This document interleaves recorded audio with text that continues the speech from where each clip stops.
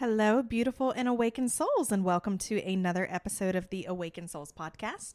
I'm your host, Devin Brown, a Kundalini activator, spiritual guide, mentor, channeler, and most importantly, just a great source of entertainment for everyone. So today we are going to be talking about what is coming. We're mid-December. We've got 2 weeks left of this month, and then we enter the year 2024.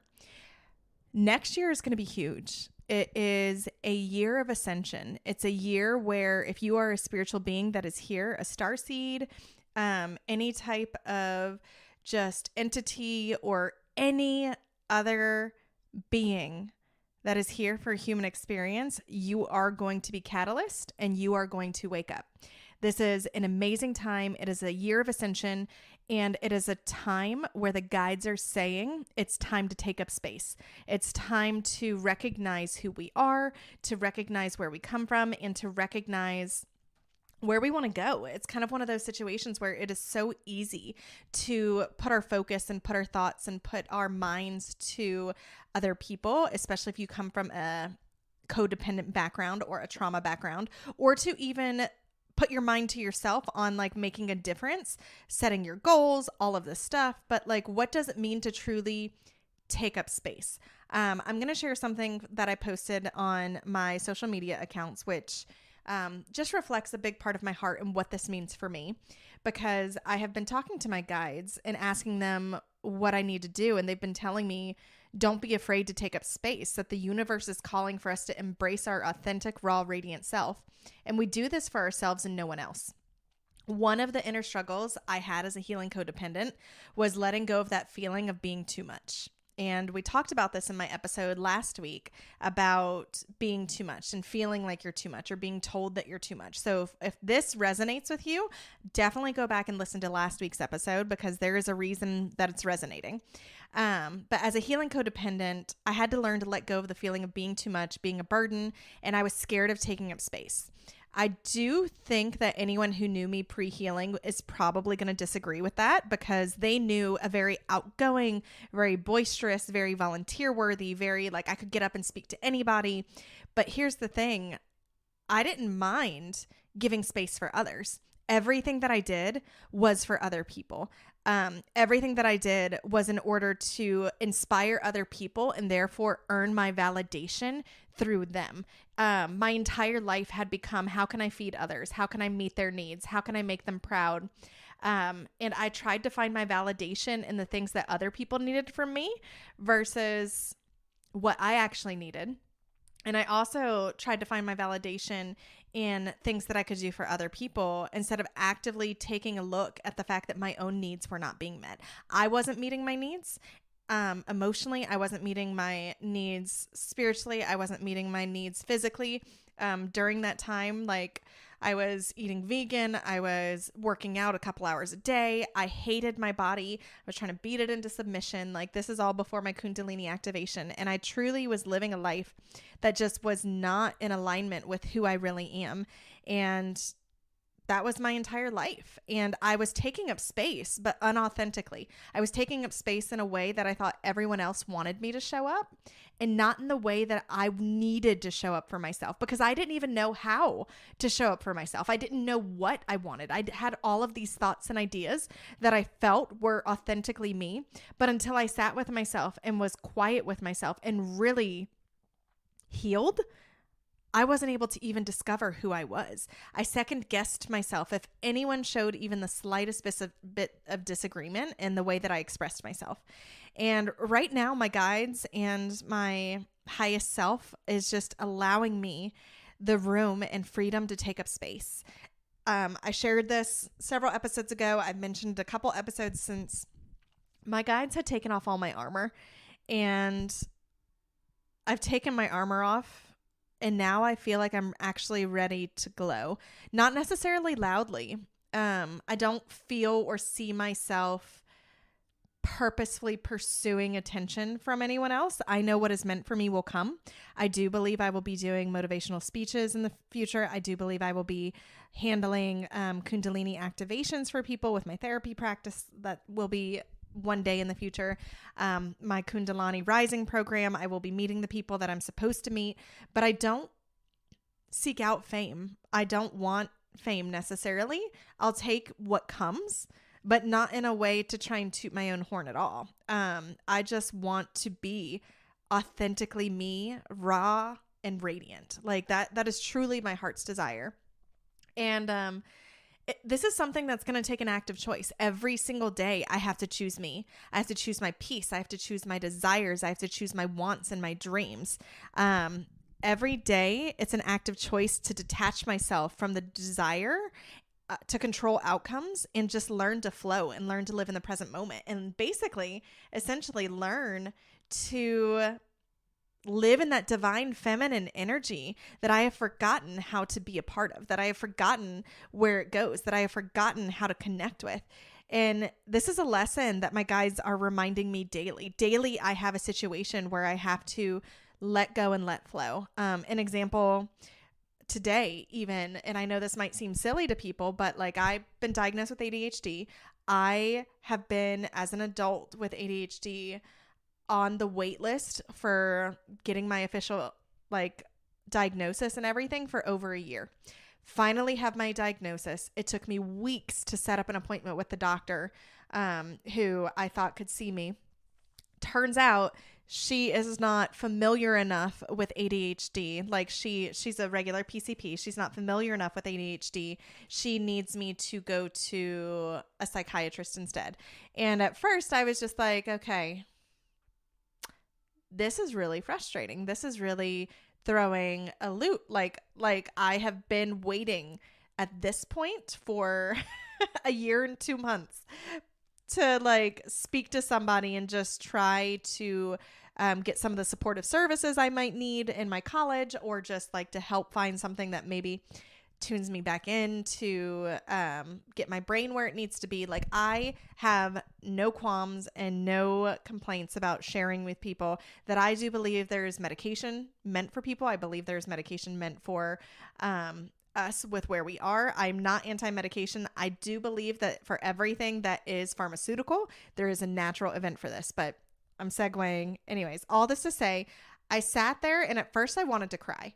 I was just so frustrated because I've made it very clear to this doctor before I scheduled why I was calling, what I was looking for, and could she meet this need? And I was told, yes, absolutely. Let's get you on the books. That was by her office staff. I'm like, okay, well then she saw that I was on her book today. I guess she was looking at like what her future appointments look like. And I've been seeing this doctor for years. This is not a new doctor for me. But she was like, oh, well, I actually don't feel comfortable taking care of people with ADHD just because the medications can be finicky. They can be a little bit crazy. And especially because I want as little as humanly possible going into my body. But I do recognize the fact in the space that I want a little bit more help than what medicinal purposes can give me. And pharmaceuticals is the direction to go for that. So that being said, I'm sitting here and I am truly at this moment, okay, do I flow? Do I cry? Do I let go? And I decided I was going to take a moment and I was going to flow. I was going to just release the expectation, release the control, release it all, and just know that what is meant for me will come and what is not meant for me will not come. And ended up getting an appointment scheduled for 2 days later with a psychiatrist that is recommended by my diagnostic team. And it's perfect. Like, I mean, honestly, like everything is perfect. Everything is good. Everything is clear. But it's a lesson that they are reminding me daily. And I need to learn to let go of the control that comes, the fear that comes, the stress and frustration that comes, and learn to live in the present moment, but to do it in a way where I truly don't allow upheaval to rule my life. And this is easier said than done. This is a lot easier said than done. And this is a lesson that my guides are reminding me daily. And as they have been reminding me, it's almost as if I have felt myself detangling my wings, like where I can spread myself out. I can open myself up. I can be me. I'm allowed to say I'm upset. I'm allowed to say I'm frustrated. I'm allowed to say, okay, I've already been waiting for a year and 3 months to get help for this. Like, I have 3 weeks before my next semester at school starts. I really am frustrated that you did not pay attention to the reason behind my visit, and now I'm behind another couple weeks. There's nothing wrong with stating your piece and getting frustrated. It's a matter of what are you going to do with that energy? Where are you going to take that energy? And then pausing for a second and looking at your life. Where are you dimming your own light? Are you ready to take up space? Are you ready to state, I'm frustrated, instead of throwing a pity party? Are you ready to ask for help instead of throwing yourself a fit? Like, one of the first things I did was text a friend of mine who owns a therapy practice. Hey, my doctor's not going to be able to do this for me. I'm back at ground zero. Who do you recommend? And boom, I was able to get steps taken forward. Like, I was able to just put 2 and 2 together, go 1, 2, 3, 4 in the steps and move forward. Now, when we are in a place of survival mode, we do not think that clearly. We do not think that organized. We do not think that, we kind of go into all chaos, fight or flight. But what does the year of ascension look like for us? There was a purpose behind that story, I promise. So what does the year of ascension look like for us? The year of ascension is going to be where you are going to be triggered, and you have a choice. Are you going to show up as the person that you have been showing up as?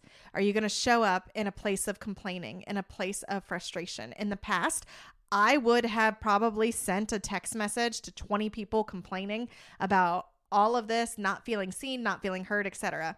This time, I felt the feelings, even allowed some tears to come into my eyes, released it and said, okay, now what? What steps do I need to take? Like, you learn to respond versus react. And so for 2024, as we're going into this year of ascension, as we're going into this year where you entities are being called to wake up, you are going to be triggered. Anything that you still need to work on in your life is going to come up. It's going to come to the forefront, and it's coming up as a gift. I want you guys to understand that. I want you to look at it as the gift that it is. It is coming forward as a gift so that you can stand there and see the beautiful, wonderful child inside of you that still needs love, that still needs healing, that still needs focus, that still needs understanding. Like, for me, with the situation, I have felt so unseen, so unheard, so misunderstood, and fresh. And I felt like I always never felt safe, and I wanted to control every situation. So for me, having this fall through was a situation where I could have gotten angry. I could have gotten really sad. I could have gotten really upset. I could have done all that. But no, you know what? It is what it is. I can't control it. I respect the fact she doesn't feel comfortable doing this for me. And so thank you, because I really don't want somebody monitoring me who is not comfortable in that situation. Like, no, not at all. But what I do want to do is say thank you. Thank you, universe, for this opportunity to learn and stretch myself and give myself an opportunity to show patience, to show love, to show understanding, to show all of that. Like, I am grateful for that opportunity. And as we come into this year of ascension, we have an opportunity to say thank you every single day. And then as you say thank you, you get to show up differently. Think about who you want to be in 5 years. Close your eyes and think about it. If you're driving, please don't close your eyes. But take a moment and envision, what kind of life do you have? The perfect, like, model idea of yourself. What kind of food do you eat? What kind of mental health state are you in? Who are you surrounded by? Who is in your life that you're surrounded by? And then let's stop for a moment and think about where you are now. In order to get to that dream place, you have got to take the steps of the person that is in that dream place. Let's say, well, I picture myself as someone who eats super healthy and goes to the gym and does yoga and does all that stuff. Well, guess what? When I put food in my basket at the grocery store, I can make those choices now as somebody who is super healthy and begin to train my body for that 5-year person. I can make myself super healthy. I can start going to the gym. I can start putting movement into my body. I have the option and the opportunity to do all of these things. And that is what I want to do. That is what I need to do. That is my focus. That is where I'm going towards. And so we need to understand that the power of us as in the power of our future self and our current self are the same. We are able to make choices that align with our future self, that align with who we want to be. And that is what ascension is all about. It's bringing us into the highest place, the highest point, the highest counterpoint, the highest vibration of who we were made to be on a soul level, and allowing that embodiment to come into this physical vessel. But part of that is we got to get our physical vessels in shape. We need to get our temple cleaned out. We got to get rid of the hoarding situation. Like, we need to treat our bodies in the way that we are meant to treat our bodies, as if we are already that highest self. That goes for mentally. Like, I have no shame stating that I am seeking help for the ADHD. I am recognizing that my brain doesn't shut off, and I'm tired from my brain a lot of the times. Like, I do not have an issue recognizing that I want advice. I want help. Even if I decide not to do steps through medication, but I can take the steps, like talking with someone who has the experience, to know, where do I go from here? And it's the same thing with us on our ascension journey. And I'm not talking medications. That's not what I'm trying to do. I'm talking about you being who you want to be. Begin to set boundaries for the people that make you feel drained. Begin to surround yourself with the people that you like to see in that future self. Begin to notice, okay, are you picturing yourself with someone in the future and they're behaving different? Because you can't control how other people behave. The only thing you can control is yourself, and you can set boundaries so that people don't treat you so that people treat you a certain way. Like, you have got to control only what you do. You can't control what anybody else does. So therefore, as you make decisions that align with the highest person, with the highest counterpart, with where you want to be, make sure that you are making choices that that person in 5 years would be making. And the next thing you know, you're going to be there. You're going to be that person. You're going to be surrounded by love. But in the process, you're going to get triggered. You're going to have all these things that come up that show you what your little inner child still needs to work on. Today, it was an example of how much work I have done in knowing that my time matters, my opinions matter, and it's okay to be frustrated.